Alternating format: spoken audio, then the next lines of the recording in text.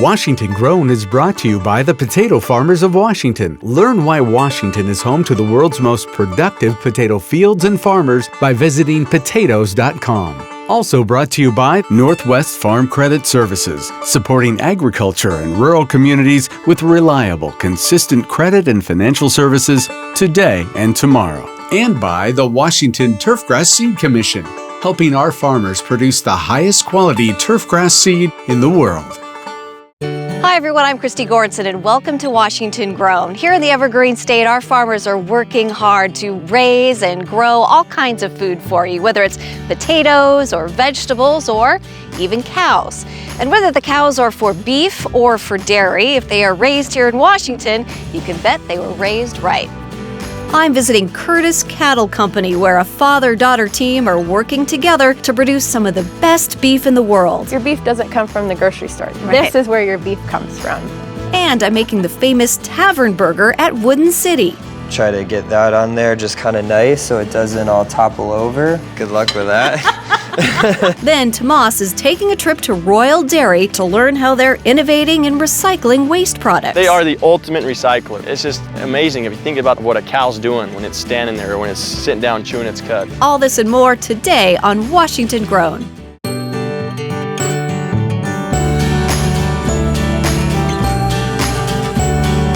This is harder than it looks. It's a little baby pig. That's really, really good, Pete. That's a little party in a little glass. Well, hello there. Gobble, gobble, gobble, gobble, gobble. Oh! No TV bites here. I'm gonna dig in. Cheers, cheers, cheers. Finding a new restaurant in your city is always super exciting, and Wooden City in downtown Spokane is living up to the hype. Here, they're serving up a good time paired with great food. It's fabulous. It's got some traditional elements of cooking to it, but very unique flavors. Amazing. We've been here once a week at least since they opened. We want to be accepting and open to everyone, and we want people to have fun when they're here. Yeah. Co-owner and chef John Green started the first Wooden City in Tacoma with his business partner. Together, they decided that Spokane was the perfect place for their next location. We want to take the really high standards that we've sort of come to learn throughout our careers and apply it to a little bit more casual food that most people would recognize. Just a very cool vibe. I love the fact that there's just so much variety. It's a good place for a girls' night, happy hour, and then it'd be a nice date night. You know, we have some small plates that are a little bit on the fancier side, like our salmon toast, to chicken wings, because who doesn't love chicken wings?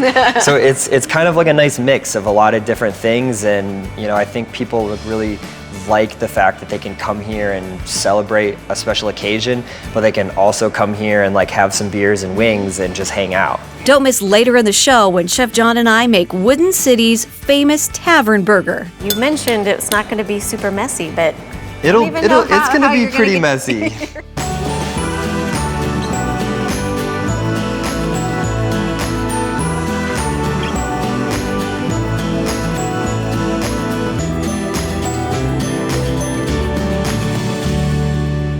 Today, we're out in Ritzville at Curtis Cattle Company. Here in this beautiful valley, the Curtis family is raising Washington cattle for some of the best beef in the U.S. When you work at a ranch, every day is a new job.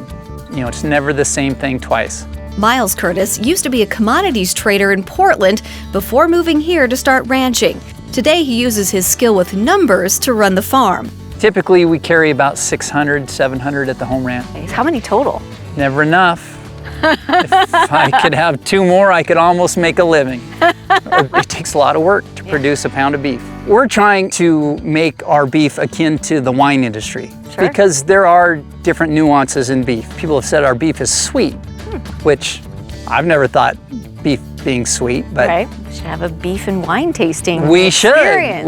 I've been on the ranch as long as I can remember. Sitting in a feed truck, sitting on a horse. Miles' daughter Peyton is a student at Cal Poly. She's studying animal science and hopes to move on to veterinary school at WSU. Why are you here? I am here because of COVID. I got sent home in March. I've been home for 6 months. Peyton used her time away from campus wisely, starting her own business from home, selling beef direct to consumers. She calls it the herd. The idea of selling our beef direct to consumer has been a fantasy of ours for such a long time, and I think finally when COVID hit, I was sitting doing my online classes, probably wasn't paying the most attention like I should have been. I said, well, this is the time to do it. COVID has turned the world upside down, but somehow I'm now working for my daughter, and that's really... Yeah, that just makes sense. Our whole family is very entrepreneurial. So, I mean, when Peyton does this, you know, it's just, well, of course. When the grocery store shelves were empty in March, April because of COVID and everyone's freaking out, there's a meat shortage, Yeah. I think that kind of presented as an opportune time to, hey, let's educate people where your beef is coming from. Your beef doesn't come from the grocery store. This is where your beef comes from. I'm super proud of her. She's just doing a good job. Before we ended our day, Peyton took me down to the pasture to see the cattle. All right, hold on tight. Your dogs follow you everywhere. They are nuisances. Thanks for the ride. You're welcome. These are our winter calvers, and we have our wonderful fertilizer, natural fertilizer. Absolutely, this natural is as fertilizer. natural as it gets. We have a brand on their right rib, a 5C. It stands for the original 5 Curtises. My grandpa, my grandma, and their 3 children. Typically, these are older cattle that we keep on the ranch for the summer just because we know the grass quality is better and we know that they're going to be properly nourished to carry their calf all the way to term. And they're like, we don't want to have anything to do with that camera. I think it's important that people know where their beef is coming from. You know, with our product, your calf was born on this ranch, your calf is fed on this ranch. Every day we're just doing little things, you know, and 1,000 little things turns into one big thing. And it's paying off. It is paying off. I need to live about 4 more decades and I will almost be there, I think, but you never know.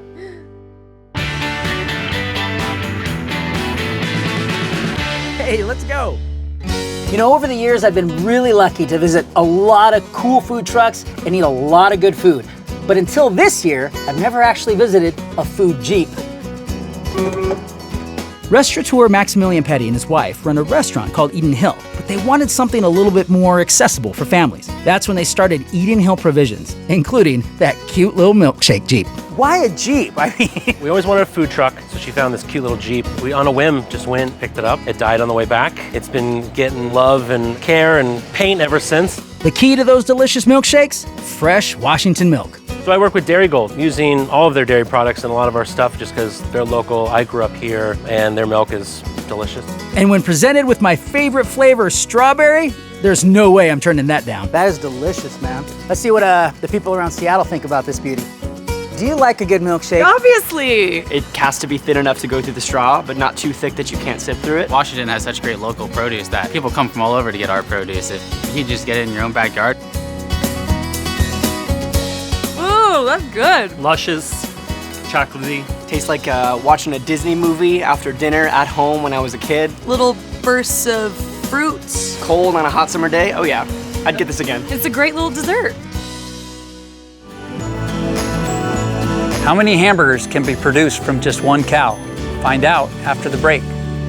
Coming up, I'm making the Tavern burger at Wooden City. Try to get that on there just kind of nice so it doesn't all topple over. Good luck with that. And we're in the kitchen at Second Harvest trying out some absolutely ultimate potato soup. One cow can produce about 720 quarter-pound hamburgers. That's enough hamburger to feed a normal family for 4 to 6 months, or my family for 3 months. We're back at Wooden City in Spokane. This hip, young restaurant is serving up some incredible food in a lively atmosphere. Rustic, but also newer elements, so you feel very relaxed in here. Very comforting, but eclectic at the same time. It's something that Spokane doesn't have. So when I graduated college, I got a one-way plane ticket to New York City, and I just sort of showed up there one day and was...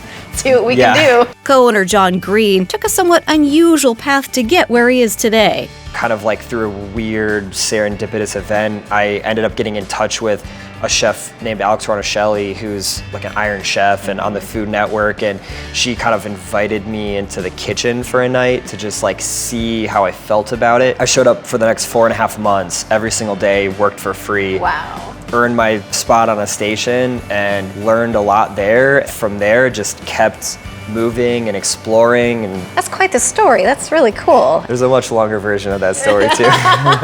It's fabulous. It's got some traditional elements of cooking to it, but very unique flavors. Intriguing, but also familiar. I'll be back for more cocktails. What are we gonna make today? So we're gonna make our Tavern burger, which is a double cheeseburger, using Washington State beef, house-made burger buns, and a couple of our house-made condiments, and really special. Sounds good. Yeah. Love a good burger. Me too, who doesn't? When I used to make burgers, I've changed my ways. But you would like season the meat and then form it, but now it's different, right? Yeah, I think like when you season the meat and then you shape it by hand, you're almost turning it into like a sausage rather than like a burger, and you actually don't want that meat to be really packed because then it kind of has like a denser mouthfeel. This is sourced from a local company called Angus Meats here in Spokane. They do a really great job of cutting all of our meat fresh the day that we order it. And then we're gonna cut up a couple buns in half. Those are good looking buns. Yeah, we bake these in-house. It smells really good, like the seasonings that you have on here. Yeah, we actually also use a local company, Spiceology, and we get their everything bagel seasoning, and then we just mix it with extra sesame seeds, and it just adds that like little extra bit of flavor. So tell me about your tartar sauce. It was definitely one of the tougher recipes for us, but we couldn't find a store-bought tartar sauce that quite did it. So you're not telling me what's in it, right? It's a secret. We add tartar sauce to the lettuce and then cook the burgers, putting American cheese on top of the patties. A lot of people would think, oh, why would you choose American cheese? You know what I mean? I think it's more just nostalgia for me, you know, like growing up and eating burgers, like it was always American cheese. I think it just has that like really melty, kind of gooey mouthfeel that everyone deep down like secretly wants in a cheeseburger. But we're afraid to ask. But we're afraid to ask, yeah. Next, we add some pickles and some grilled red onions. You mentioned it's not going to be super messy, but it's gonna be pretty messy. I think a burger that's not messy at all though probably isn't gonna hit the spot. I agree. Try to get that on there just kind of nice so it doesn't all topple over. Good luck with that. There you have it, Wooden City cheeseburger. It looks so good. No TV bites here, I'm gonna dig in. So many different textures from the beginning to the end. You know how you get that crunch from the multiple layers of pickles? Amazing. It's sort of what your inner kid wants, but you can also kind of like respect as an adult too. Best burger ever. Thank you. To get the recipe for Wooden City's Tavern Burger, visit wagrown.com. I am in South Seattle today at Denny International Middle School. I am talking with Chris Iberly and learning more about Washington's Farm to School program. So Farm to School consists of a lot of activities that school districts might be doing to help teach kids about food, agriculture, and where their food comes from. The first Wednesday in October is deemed Taste Washington Day. It's a special day each year when farmers and students meet and the kids get a chance to enjoy a lunch provided by Washington farmers and ranchers. So it's our big celebration of Farm to School across the state. Dozens of districts participating, many farms doing local foods and school meals, special menu items featuring local farms. Taste Washington Day is coordinated by the Washington State Department of Agriculture in partnership with the Washington School Nutrition Association and OSPI Child Nutrition Services. What does the program do throughout the rest of the year? Farm to School happens year-round, especially in Washington State, where we have so many different ingredients and items all across the lunch tray of what schools normally serve. The Farm to School program at the Washington State Department of Agriculture helps facilitate a lot of those connections. We do a lot of education, workshops, trainings, both with school nutrition staff and with farmers and food producers to help them connect and incorporate more Washington-grown foods into school meals. Chris, why is a program like Farm to School so important? I call it a triple win. It's a win for farmers, it's a win for students, and for the community and for the school district as a whole. I also spoke with District Executive Chef Emmy Collins about the importance of the program. Seattle Public Schools is involved in the Farm to School program because for me it's really important to buy ingredients from local vendors, farmers, purveyors, and local businesses. It's really important also for our families and youth to know that we have, fresh, delicious, very good quality produce and ingredients from our backyard, essentially. So what are we having today? Today, it's Taste Washington Day, and to celebrate that day, I really wanted to come up with a dish that, to me, embodied Seattle, the Pacific Northwest. There was beautiful smoked salmon from Loomy Island that I tasted. It was delicious, and I wanted to do a smoked salmon chowder, dill and fennel from Skagit Valley, and a bread bowl from the local bakery, Franz. Oh, chef, that sounds so good. I cannot wait. Let's go taste. That tastes so good. We should all learn more about where our food comes from because Washington's farmers and ranchers work hard to grow the very best. Coming up, Tomas is taking a trip to Royal Dairy to learn how they're innovating and recycling waste products. They are the ultimate recycler. It's just amazing if you think about what a cow's doing when it's standing there or when it's sitting down chewing its cud.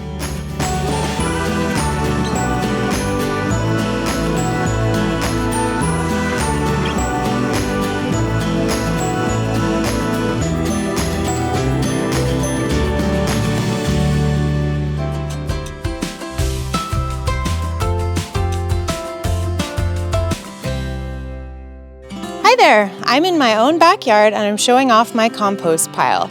Compost is a wonderful way to make a nutrient-rich amendment for your soil in your own backyard from things that you would normally throw away. So in your compost pile, you're gonna have a mix of what are considered browns and greens. Browns are more carbon-rich material like pine needles, wood shavings. You can even use something like shredded paper.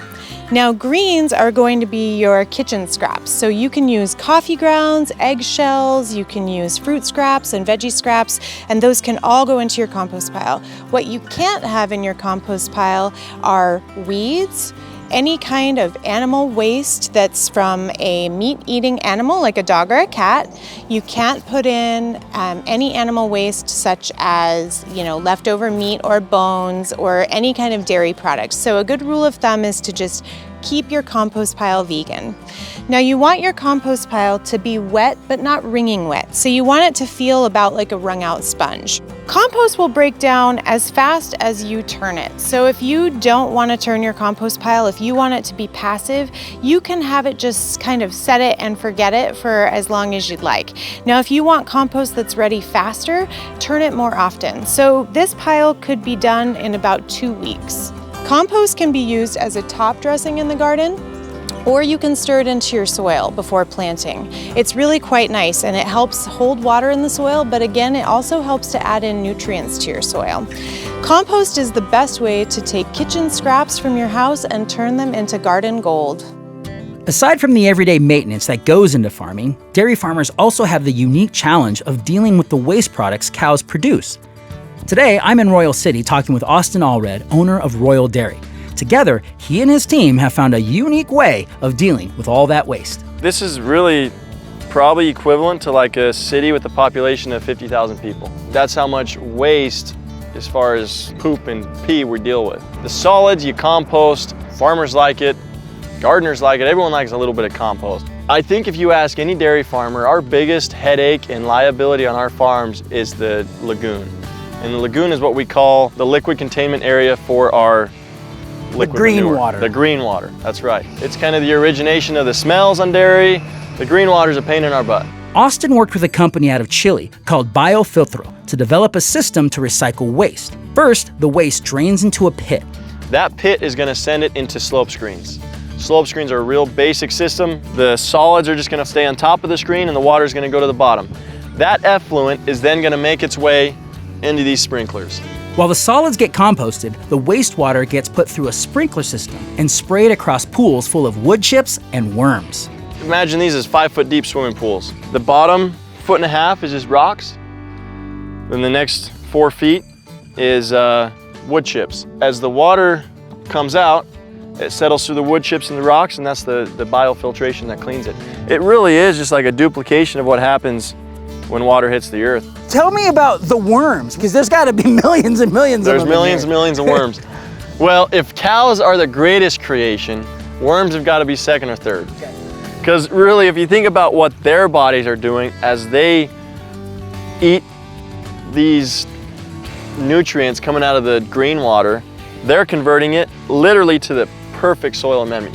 When you take worm castings, you put that in a potting soil, that'll grow any plant. After being filtered, the water then gets recycled. So a portion of it will go through our irrigation pivots, and it'll water the next year's crop. And then the majority of it actually goes back through our system, and then we use that water to clean our, the cow pens. We use it to clean the parlor. We use it to clean everything. So this water is just recycled back and forth many, many times, and then every day we're pulling off just a little bit to put through our circles. The crops are then combined with food that supermarkets can no longer sell to help feed the cattle. Think about your Ford F-150. That's what I drive. If you put anything but perfect gasoline in that thing and perfect oil in that thing, it is kaput, right? I mean, it doesn't run. Cows, we're feeding them 10, 11 different ingredients. Obviously, we have a lot of quality control. We feed them good stuff. But at the end of the day, those cows are going to take all sorts of different ingredients, grasses, byproducts, stuff that we don't want, and frankly, that we can't digest ourselves. And they're going to convert that. They are the ultimate recycler. And it's just amazing if you think about that process of what a cow's doing when it's standing there or when it's sitting down chewing its cud. To finish it all off, Austin took me to the lagoon where the clean water is stored after it's been run through the entire system. So this lagoon is the clean, we call it tea water because it looks like tea, but there's absolutely no solids in it. Right. It's got a little brown tint to it from the wood shavings, actually. There's fish that live in there. It's clean water. Being able to produce something, create something every day, and be able to supply food, I enjoy it. I love it, I enjoy it, it's fun, and it's fulfilling, right? I mean, it's something that needs to be done, and if you do it right, it's a win-win-win.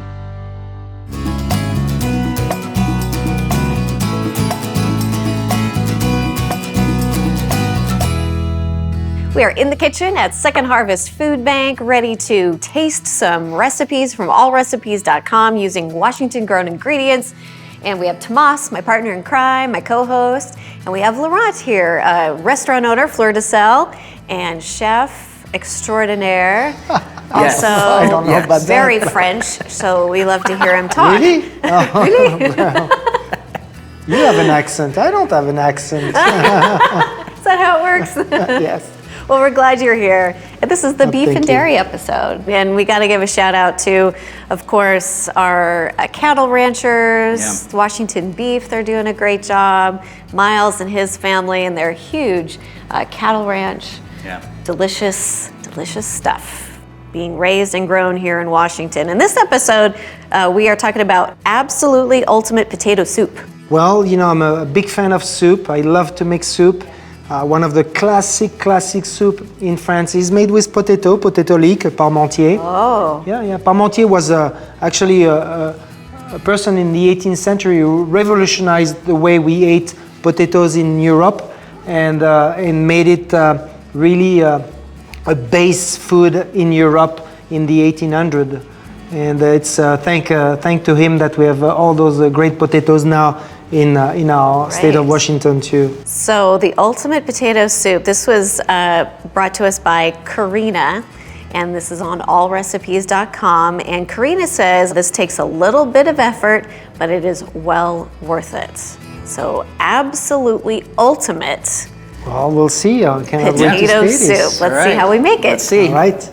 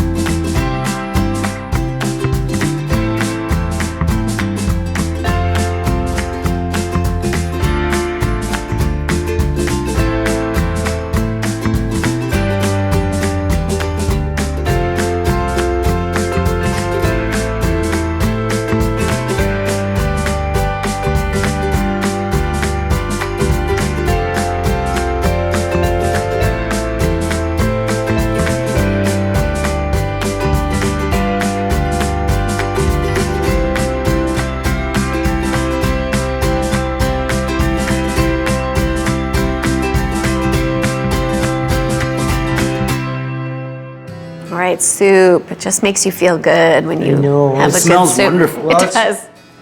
What did you say, Thomas? Potatoes, bacon, and cheese? Potatoes, bacon, You got and cheese. all that in the plate? It's all there. I know. Here. That's awesome. That is really good.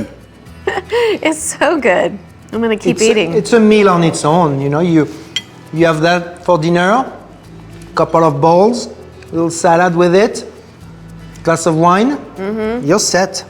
Well, not only did her friends give it the title, but I think we would also give it the I title did too, of yeah. Ultimate Potato Soup. This is delicious. It is. It's really good. It warms you up. It's gonna stick to your ribs. You know, it's hearty. It's hearty. It's soul food. Yeah. It is. I like it. Ultimate, absolutely ultimate potato Comfort soup. food. Yeah. So thank you, Karina. This is delicious. To get the recipe for this absolutely ultimate potato soup, visit wagrown.com. Whether it's steaks or hamburgers, milk or ice cream, there's no denying that our Washington cows are producing something delicious for us all to enjoy. That's it for this episode of Washington Grown. Thanks for watching.